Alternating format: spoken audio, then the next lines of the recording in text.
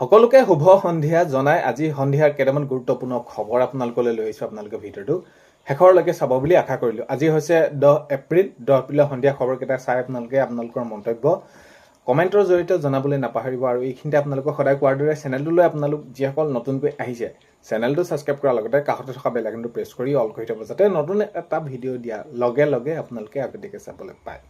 যদি ভিডিঅ'টো চাই ভাল পায় লাইক এটা কৰি দিব আৰু শ্বেয়াৰ কৰি দিব বুলি আশা কৰিলোঁ। প্ৰথমটো খবৰ হৈছে আজি ঘোষণা কৰা হ'ল মেট্ৰিক পৰীক্ষাৰ ফলাফল। আৰু ফলাফল যিহেতু ঘোষণা কৰিলে ইতিমধ্যে আপোনালোকক কেইটামান কথা কওঁ। যিসকল ছাত্ৰ ছাত্ৰীসকলৰ মাক দেউতাক আছে, তেওঁলোকৰ পৰিয়ালৰ লোকসকল আছে, বা ছাত্ৰ ছাত্ৰীসকলে যদি তোমালোকে চাই আছা, তোমালোকে এটা কথা মন কৰিবা, আজি ঘোষণা কৰা হ'ল মেট্ৰিক পৰীক্ষাৰ ফলাফল। আৰু এতিয়া বহুতে এবাৰ যদি আমি চাওঁ ভাল ফলাফলে হৈছে, সমগ্ৰ ৰাজ্যত উত্তীৰ্ণ হোৱাৰ বহুত বেছি বৃদ্ধি হৈছে। আৰু এতিয়া এই যে কিছু ছাত্ৰ ছাত্ৰী এতিয়া বেয়া হ'ল, এতিয়া বেয়া হ'লত এতিয়া তোমালোকে এইটো নাভাবিবা যে জীৱনটো তোমালোকৰ বহুত বেছি শেষ হৈ গ'ল। ইয়াত প্ৰথম দ্বিতীয় তৃতীয় এনেকুৱা ধৰণৰ আছে, ফেইলো আছে। তো যিসকলে বেয়া কৰিলা এইটো নাভাবিবা যে তোমালোকৰ জীৱনৰ গোটেই শেষেই হৈ গ'ল এইটো। তো জীৱনৰ তোমালোকৰ এইটো হৈছে পৰীক্ষাৰ প্ৰথম পৰীক্ষা, আৰম্ভণিতে অলপ যদি এনেকুৱা ধৰণৰ বেয়া এটা আহে খবৰ, তেতিয়া নিশ্চয় দুখ লগাটো স্বাভাৱিক। কিন্তু এইখিনিতে এটা তোমালোকক কওঁ, বহুতো উদাহৰণ আছে তেনেদৰে।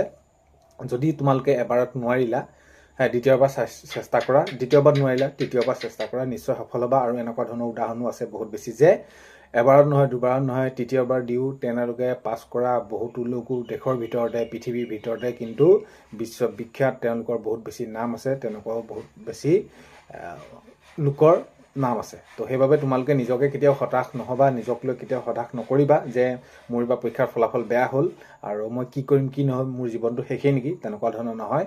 যিখিনিত তোমাৰ ভুল হৈছিলে, যোন টুকাত তোমাৰ নিশ্চয় তুমি পঢ়াত অলপমান নিশ্চয় সময় কম দিব পাৰিলা, বা তোমালোকৰ সেইখিনি ক'ৰবাত ভুল হ'ল, সেই ভুলখিনি শুধৰণি কৰিবলৈ আৰু মা দেউতা আশীৰ্বাদ লৈ সদায় আগবাঢ়ি যোৱা, পঢ়াত আকৌ গুৰুত্ব দিয়া। যদি তোমালোকে কম্পাৰ্টমেণ্টেল দিবলৈ পাইছা সেইখিনি তেনেদৰে পৰীক্ষা দিয়া। যদি ভাবিছা নতুনকৈ মই আকৌ দিয়া, নিশ্চয় তুমি এটা সময়ত সফল ব্যক্তি হ'বা। এইখিনিকে ক'লোঁ। আৰু মই মোৰ ফালৰ পৰা মই মোৰ যিটো অপিনিয়ন মাক দেউতাকক বা ঘৰৰ পৰিয়ালৰ, মই এইটো ক'ব বিচাৰোঁ, মই এইটো ক'ম যে ছাত্ৰ ছাত্ৰীসকলৰ যদি কাৰোবাৰ বেয়া হৈছে তেনেহ'লে তেওঁলোকক বহুত বেছি বেয়াকৈ নক'ব, হতাশত তেওঁলোকে যাতে নাযায় সেইখিনি কথালৈ নক'ব, সদায় প্ৰেৰণা দিব, তেওঁলোকক সেইখিনি ভালকৈ আগুৱাই যাবলৈ সেইখিনি উৎসাহ দিব। কাৰণ কেলৈ এইটো ভুলেই যে তেওঁলোকৰ গোটেই জীৱনটো ভুল, বা এইটো বেয়া হ'লতে তেওঁলোকৰ যে গোটেই জীৱনটো বেয়া, সেইটো এই পৰীক্ষাটোৰ ওপৰত নিৰ্ভৰ নকৰে। তো সেইখিনিকে মই ক'লোঁ। ভিডিঅ'টোত অকণমান এইটো খবৰ অলপমান দীঘলীয়া হ'ল, বাৰু যি কি নহওক মই মোৰ মতামতখিনি জনালোঁ। আপোনালোকে আপোনালোকৰ মতামত কমেণ্টৰ জৰিয়তে জনাব। মই সেইখিনিয়ে ক'ব লগা আছিলে মোৰ ফালৰ পৰা, আগবাঢ়ি যোৱা সেইটোৱে কামনা কৰিছোঁ। বেয়া হ'লেও তোমালোকে সেইখিনি মন নামাৰিবা, আগন্তুক সময়ত আকৌ পৰীক্ষা দিবা। নেক্সটটো খবৰ হৈছে 3 গগৈ তীব্ৰ প্ৰত্যাহ্বানৰ সন্মুখীন হ'ব। এতিয়া মাননীয় মুখ্যমন্ত্ৰী মহোদয়ে এইটো জনাইছে যে যিহেতু এতিয়া নিৰ্বাচন হৈ গ'ল, ভোট গ্ৰহণ হৈ গ'ল, আৰু এতিয়া যি ফলাফল ওলাবলৈ গৈ আছে, ফলাফলত 3 গগৈয়ে বহুত বেছি প্ৰত্যাহ্বানৰ সন্মুখীন হ'ব বুলি মাননীয় মুখ্যমন্ত্ৰী মহোদয়ে তেওঁলোকৰ সেই বিষয়ে এইখিনি মন্তব্য ৰাখিছে। মাননীয় মুখ্যমন্ত্ৰী মহোদয়ে তেনেদৰে কৈছে। নেক্সটটো খবৰ হৈছে ব্লেকমেইলিঙৰ ধান্দা বন্ধ কৰিব লাগিব প্ৰতিদিনৰ। তো মাননীয় মুখ্যমন্ত্ৰী মহোদয়ে প্ৰতিদিনক লৈ এনেদৰে মন্তব্য কৰি কৈছে যে তেওঁলোকে যি আমাক ব্লেকমেইলিং কৰিবলৈ গৈ আছে, তো ব্লেকমেইলিং কৰে, তো এই ধান্দা তেওঁলোকৰ বন্ধ কৰিব লাগিব আগন্তুক সময়ত, মুখ্যমন্ত্ৰী মহোদয়ে এনেদৰে মন্তব্য ৰাখিছে। নেক্সটটো খবৰ হৈছে জুবিন গাৰ্গৰ কথা একেবাৰে বেয়াকৈ প্ৰতিদিনে লিখিছিল আগতে। এতিয়া তেওঁলোকৰ শেষৰটো দিনলৈকে নিৰ্বাচনৰ বা এতিয়া বৰ্তমান প্ৰতিদিনে যিদৰে যেনেকৈ কয় জুবিন গাৰ্গক লৈ, আৰু এটা সময়ত কিন্তু জুবিন গাৰ্গৰ কথা একেবাৰে বেয়াকৈ লিখিছিল এই প্ৰতিদিনে। তো এনেদৰে মুখ্যমন্ত্ৰী মহোদয়ে মন্তব্য আগবঢ়ায়। নেক্সটটো খবৰ হৈছে বাজপেয়ী ভৱনত ৰাজ্যিক বিজেপি সভাপতি দিলীপ শইকীয়াৰ সংবাদমেল।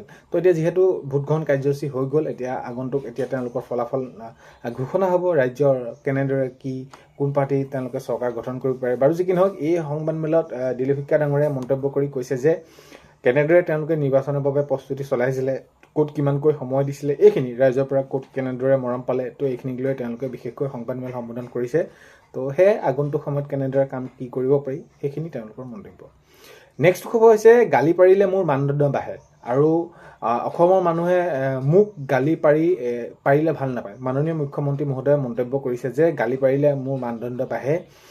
যেতিয়াৰ পৰাই নেকি ৰাজনীতিলৈ আহিছোঁ, মোক যেতিয়াৰ পৰা গালি পৰা আৰম্ভ কৰিলে, তো বিৰোধীয়ে হওক যোনে নহওক, যেনেদৰে নহওক, মোক যেতিয়া নেকি গালি পৰা আৰম্ভ কৰিলে, মোৰ তেতিয়া সেই সময়ৰ পৰাই মানদণ্ড বাঢ়ি যায় প্ৰত্যেকবাৰতে। আৰু এতিয়া যদি এনেকুৱা এটা পৰিস্থিতি হৈছেগৈ, এনেকুৱা এটা পৰিৱেশলৈ আহিছে যে মোক যদি মানুহে এনেই গালি পাৰে, মিছাতে গালি পাৰে, তেনেহ'লে সেই গালি পৰাটো ভাল নাপায় অসমৰ ৰাইজে, এনেদৰে মাননীয় মুখ্যমন্ত্ৰী মহোদয়ে মন্তব্য ৰাখিছে।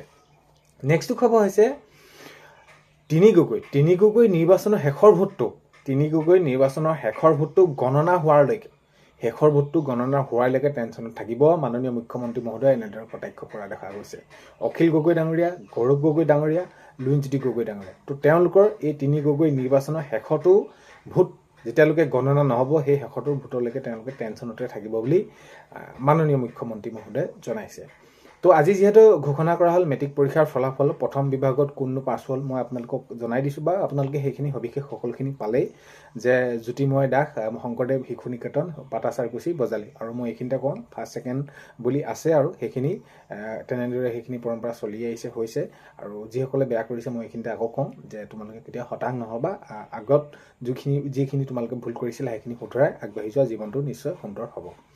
নেক্সটটো খবৰ হৈছে মাননীয় মুখ্যমন্ত্ৰী মহোদয় জেনজিৰ ওপৰত তেওঁ সেইখিনি প্ৰশ্ন কৰা হৈছিলে। মাননীয় মুখ্যমন্ত্ৰী মহোদয়ে কৈছে যে কিনো জেনজি, আমি কি ঘোঁৰা ঘাঁচ খাই আছোঁ নেকি, বা এনেকুৱা ধৰণৰ মন্তব্য, জেনজি কথা কি জেনজি, এনেকুৱা ধৰণৰ মন্তব্য আগবঢ়াইছে মাননীয় মুখ্যমন্ত্ৰী মহোদয়।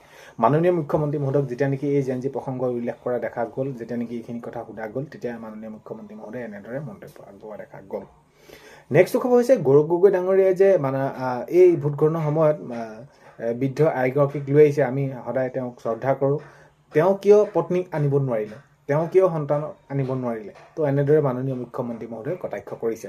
তেওঁতো আনিব পাৰিব লাগিছিলে। তো এনেদৰে মাননীয় মুখ্যমন্ত্ৰী মহোদয়ে কৈছে আমি তেওঁৰ মাতৃক সন্মান কৰোঁ, আৰু এই যে গৌৰৱ গগৈয়ে ভোট দিবলৈ মাতৃক লৈ আহিলে, তেওঁৰ পৰিবাৰক কিয় লৈ আনিব নোৱাৰিলে, এনেদৰে কটাক্ষ কৰিছে। আমিতো তেনেদৰে সপৰিয়ালে আহিছোঁ। তো এইখিনি কথাক লৈ মাননীয় মুখ্যমন্ত্ৰী মহোদয়ে কটাক্ষ কৰা দেখা গ'ল। নেক্সটটো খবৰ হৈছে অজাপ প্ৰাৰ্থী কুংকি চৌধুৰীৰ বিৰুদ্ধে এজাহাৰ দাখিল। তো এতিয়া তেওঁলোকে যি নিৰ্বাচনৰ দিনা এই যি সামাজিক মাধ্যমত যি টিমৰ সৈতে জড়িত, তেওঁলোকে যি নিৰ্বাচনী আইন উলংঘা কৰা সেইখিনিৰ ওপৰত এজাহাৰ দাখিল কৰে, আৰু উপস্থিত হৈ গ'ল কুংকি চৌধুৰী। নেক্সটটো খবৰ হৈছে কংগ্ৰেছ দল কাৰপুৰুষ দল বুলি মাননীয় মুখ্যমন্ত্ৰী মহোদয়ে কৈছে। কংগ্ৰেছ দল হৈছে কাৰপুৰুষ দল, আৰু কংগ্ৰেছত কোনো নেতাই কষ্ট নকৰে, আৰু নকৰাকৈ সেইটো হৈছে কংগ্ৰেছৰ দলটো হৈছে এটা কাৰপুৰুষ দল, মাননীয় মুখ্যমন্ত্ৰী মহোদয়ে তেনেদৰে জনাইছে। নেক্সটটো খবৰ হৈছে পৱন খেৰাক মই পেৰা বনামেই। মাননীয় মুখ্যমন্ত্ৰী মহোদয়ে এইটো যেতিয়া নেকি প্ৰশ্ন উত্থাপন কৰে মাননীয় মুখ্যমন্ত্ৰী মহোদয়ক যে পৱন খেৰাৰ বিৰুদ্ধে কি হ'ল, কেনেদৰে নাই হোৱা, এইখিনিক লৈ তো সাংবাদিকে যেতিয়া বন্ধুসকলে সেইখিনি প্ৰশ্ন সোধা দেখা যায়, তেতিয়া মাননীয় মুখ্যমন্ত্ৰী মহোদয়ে কয় যে পৱন খেৰাটো পেৰা বনিবই। আৰু যিহেতু অসম আৰক্ষী যেতিয়া গৈছিলে বহুত দম্ভালি মাৰি কথা কৈ থকা মানুহজনে কিন্তু পলাবলৈ তেনেদৰে বাধ্য হ'ল। তো তেনেকুৱা ধৰণৰ এটাও মন্তব্য মাননীয় মুখ্যমন্ত্ৰী মহোদয়ে আগবঢ়ায়। নেক্সটটো খবৰ হৈছে 90+ পাব এইবাৰ NDA। মাননীয় মুখ্যমন্ত্ৰী মহোদয়ে কৈছে যে এইবাৰ 90+ পাব NDA, আৰু তাত কোনো ধৰণৰ চিন্তা কৰাৰ বিষয় নাই, আৰু 100খনো যদি পায় তেনেহ'লে চিন্তা কৰিব লগা নাই, এনেদৰে মাননীয় মুখ্যমন্ত্ৰী মহোদয়ে মন্তব্য আগবঢ়াইছে। বাকীখিনি আৰু বিৰোধীয়ে পাব, সেইটো মন্তব্য আগবঢ়াইছে। নেক্সটটো খবৰ হৈছে জামিন বিচাৰি আবেদন শ্যামকান্ত মহন্তৰ। তো হয় শ্যামকান্ত মহন্ত হৈ জামিন বিচাৰিছে ফাষ্ট ট্ৰেক আদালতত, এইখিনি খবৰ অহা দেখা পোৱা গৈছে। নেক্সটটো খবৰ হৈছে উত্তীৰ্ণ হাৰৰ ক্ষেত্ৰত দ্বিতীয় স্থান লাভ কৰিছে শিৱসাগৰ। এইবাৰ যি মেট্ৰিক পৰীক্ষাৰ ফলাফলত উত্তীৰ্ণ হাৰৰ ক্ষেত্ৰত দ্বিতীয় স্থান লাভ কৰিছে শিৱসাগৰ জিলাই। নেক্সটটো খবৰ হৈছে পূৰ্বৰ তুলনাত উন্নত হৈছে মেট্ৰিকৰ ফলাফল। ৰণোজ পেগু ডাঙৰীয়াই মন্তব্য কৰি কৈছে যে যোৱা বছৰতকৈ পূৰ্বৰ তুলনাত এবাৰ উন্নত হৈছে মেট্ৰিক পৰীক্ষাৰ ফলাফল। ৰণোজ পেগু ডাঙৰীয়াই মন্তব্য আগবঢ়াইছে। নেক্সটটো খবৰ হৈছে হিমন্ত বিশ্ব শৰ্মাই পুনৰ মুখ্যমন্ত্ৰী হ'ব। হিমন্ত বিশ্ব শৰ্মা ডাঙৰীয়া পুনৰ মুখ্যমন্ত্ৰী হ'ব বুলি এনেদৰে জনাইছে হাগ্ৰামাৰ মহিলাৰী ডাঙৰীয়াই। তো হাগ্ৰামাৰ মহিলাৰী ডাঙৰীয়াই মন্তব্য কৰি কৈছে যে হিমন্ত বিশ্ব শৰ্মাই হ'ব পুনৰ মুখ্যমন্ত্ৰী। তো আজি 10 এপ্ৰিলৰ সন্ধিয়া খবৰ এইকেইটাই আপোনালোকক জনালোঁ। ভিডিঅ'টো আপোনালোকে শেষৰলৈকে চাই থকাৰ বাবে বহুতেই বেছি ধন্যবাদ। ভিডিঅ'ৰ আপোনালোকক প্ৰথমতে কোৱাৰ দৰে চেনেলটোলৈ যদি আপোনালোক নতুনকৈ আহিছে, চেনেলটো ছাবস্ক্ৰাইব কৰাৰ লগতে কাষতে থকা বেল আইকনটো প্ৰেছ কৰি অল কৰি থ'ব, যাতে নতুন এটা ভিডিঅ' দিয়াৰ লগে লগে আপোনালোকে আগতীয়াকৈ চাবলৈ পায়। আজিলৈ মানে অন্য এটা ভিডিঅ'ৰ সৈতে লগ পোৱা আশা। বাই।